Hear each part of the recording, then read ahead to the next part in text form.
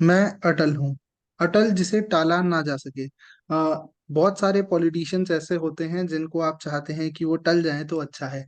पर अटल जी ऐसे पॉलिटिशियन, ऐसे राजनेता रहे जिनको आगे जाता हुआ, अपनी फील्ड को छोड़कर आगे बढ़ता हुआ कोई नहीं देखना चाहता था। अपने अंत समय पर उन्होंने बहुत सारे कष्ट सहे, और थ्रू आउट अपनी लाइफ में भी वो काफी कठिनाइयों से गुजरते रहे। पर उन्होंने कभी हार नहीं मानी, और उसी वजह से उन्हें आज भी जब लोग याद करते हैं तो उनके ऑरा की वजह से और उनके पर्सनैलिटी की वजह से उन्हें आज भी बहुत प्रेज किया जाता है। उन पर एक बायोपिक बन रही है जिसमें पंकज त्रिपाठी मेन लीड में नजर आने वाले हैं। 19 जनवरी 2024 को ये फिल्म रिलीज होगी। रवि यादव इसके डायरेक्टर हैं। पंकज त्रिपाठी के अलग अलग इंटरव्यूज, अलग अलग क्लिपिंग्स वायरल हो रहे हैं जब से उन्होंने इस किरदार को निभाया है उसके बाद से। इसे बहुत सारे लोग पॉलिटिक्स से जोड़कर देख रहे हैं, पर मुझे नहीं लगता इसे पॉलिटिक्स से जोड़कर देखने की जरूरत है। और इसी पर जी। आज की हमारी बातचीत रहेगी, इसी बारे में हम बातचीत करेंगे कि हमें इसके बारे में क्या लगता है। उत्कर्ष। जी, पहले तो जिस शख्सियत की हम बात कर रहे हैं, मतलब कुछ लोग होते हैं ना जिनका लार्जर देन लाइफ पर्सोना होता है, राइट? तो I think there are some biopics जो कि हर किसी को देखनी चाहिए, जैसे कि सैम मानेकशॉ की होगी, सैम बहादुर, एंड काफ़ी सारी और भी बायोपिक्स रही हैं। Similarly I think this will be a biopic that every Indian should watch. And obviously he is a politician, he was a politician, but still हमें ऐसे पॉलिटिसाइज करके नहीं देखना चाहिए, राइट? हमें कई बार मतलब हम अगर जो बायोपिक होती है, I think it's more than an entertainment piece, right? मतलब किसी एक इंसान की लाइफ है पूरी, वो भी एक ऐसे इंसान की जिसने मतलब जैसे कहते हैं बहुत कष्ट था, बहुत स्ट्रगल करा, and they did something which was like very difficult. क्योंकि हम में से काफी सारे लोग होते हैं, I think we all have, we all can become extraordinary, but we don't choose to be, right? Because उसमें काफी ज्यादा पेन है, काफी ज्यादा सफरिंग है। तो आई थिंक ये जो बायोपिक होगी, definitely it is something that everyone should watch, because he was someone that actually put BJP on the map, right? मतलब it's such a big thing. अगर आप सोचें एक नेशनल, एक नेशनल पॉलिटिकल पार्टी बनाना, वो भी एक इंडिया जैसे नेशन में, या मैं बोलूँगा किसी भी नेशन में, right? It's such a difficult thing, right? जो कि उन्होंने करा। तो आई थिंक उनको जितना सम्मानित किया जाए, जितना उनको सराहाया जाए, जितना आइडियलाइज करा जाए, उतना कम है।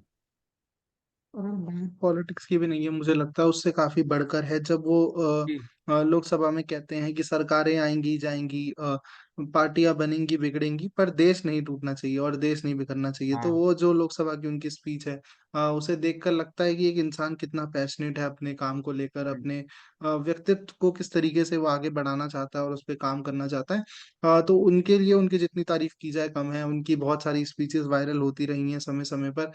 एक कवि भी उनके अंदर था, एक पॉलिटिशियन के अलावा। तो मुझे हम्म। लगता है कवि का जो सबसे नेचुरल इंस्टिंक्ट होता है वो होता है कोमलता, वो होता है प्यार, वो होता है देशभक्ति। वो चीजें उनके बिहेवियर में भी नजर आती हैं कि उनके लिए सबसे आगे शायद उनकी राजनीति नहीं थी, उसके आगे उनके लिए बहुत सारी चीजें थी। आजकल हम्म। ऐसा होने लगा है कि लोगों ने राजनीति जिस पेशे में वो होते हैं उसको नंबर वन बना लिया। उनके लिए शायद वो चीज नंबर वन पे नहीं थी, हम्म। उनके लिए मोर देन अ देश जो था वो पॉलिटिशियन, शायद नंबर वन पे था। More than a politician, I think he was a humanist. अगर मैं He थोड़ा was- मतलब I would go as far as to say he was more of an idealist, जो कि पॉलिटिक्स में सरवाइव करे, मतलब that is such a difficult thing to do. Difficult thing to do, और इसीलिए शायद उनकी दो बार सरकारें गिराई भी गई बहुत सारी जद्दोजहद के बाद। लेकिन हम्म। कहते हैं कि कर्म का फल आपको मिलता है। तो उन्होंने जो कर्म करे उसकी वजह से वो इतने सक्सेसफुल, आज भी उनको लोग इतना प्रेस करते हैं, उनकी इतनी तारीफ करते हैं, उन्हें आज भी जग इतने सम्मान से बुलाता है और याद करता है, जो कि बहुत सारे पॉलिटिशियंस के साथ नहीं होता। और जब उनकी शव यात्रा निकली तभी इतने सारे लोग उसमें जुड़े, क्योंकि वो उनके पद चिन्हों पर चलना चाहते थे कि हम भी कोशिश करें कि उनके पद चिन्हों पर कुछ कदम भी चल पाए। वो तो खैर काफी बड़ा व्यक्तित्व है, एक बहुत बड़ा बरगद बरगद का पेड़ है, जिनकी छांव में भी अगर आप थोड़ी देर बैठ पाए तो आपके लिए एक गौरव वाली बात होगी। और हम सब बहुत गौरवान्वित फील करते हैं अपने आप को कि उन्होंने हमारे देश में जन्म लिया, और वो इस ऐसे पेशे में आए, ऐसे ऐसे सेवा में आए जहां पर उन्होंने साबित किया कि सही में राजनीति जो है एक सेवा है, एक धन कमाने का पेशा नहीं है। जी, बिल्कुल। आई थिंक अगर हम मतलब पॉलिटिकल हिस्ट्री में देखें, मतलब सिर्फ इंडिया की नहीं बल्कि ग्लोबली भी, तो बहुत ही गिने चुने ऐसे लोग रहे हैं जो कि फिलैंथ्रोफी, मतलब जिनका जो अप्रोच था टुवर्ड्स देयर प्रोफेशन, उसमें उनका फिलैंथ्रोपिक मोटिव जो था, they were driven by their philanthropic motive, right? कि पहले हमें किसी की जेन्युइनली हेल्प करनी है रादर देन कि भाई हमारा क्या इसमें फायदा है। तो आई थिंक, और स्पेशली जैसे कि हमारे देश में हिंदी को आई थिंक आज भी उतना सम्मान नहीं मिलता है जितना मिलना चाहिए for someone that was a master in, लेकिन master in Hindi literature, right? And उन्होंने हिंदी को इतना प्रोत्साहन दिया, और जो उनका एक था ना ओरेटरी थी, वो इतनी क्रिस्प थी, इतनी रिफाइंड थी, एंड इतनी प्योर थी दैट टू सम एक्सटेंट ऐसा लगता है इट्स डिवाइन, राइट? जैसे कि he is not speaking, right? जैसे कि कोई the God is speaking through him. तो I think it's something that truly inspired generations and will inspire the generations to come.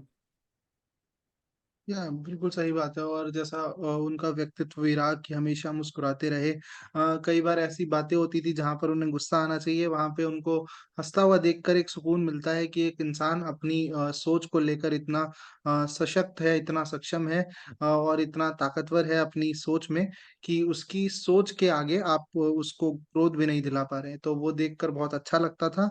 और जरूर वो आने वाली जनरेशन्स को इंस्पायर करेंगे, और एक अच्छा जो उन्होंने बेंचमार्क सेट किया है, हम कोशिश करेंगे कि उस दिशा की ओर बढ़ते रहें। तो मुझे लगता है आज के लिए इतना ही। मिलेंगे आपसे अगले वीडियो में। तब तक के लिए आप हमारे चैनल को सब्सक्राइब करें और इस वीडियो को लाइक करें। नमस्कार।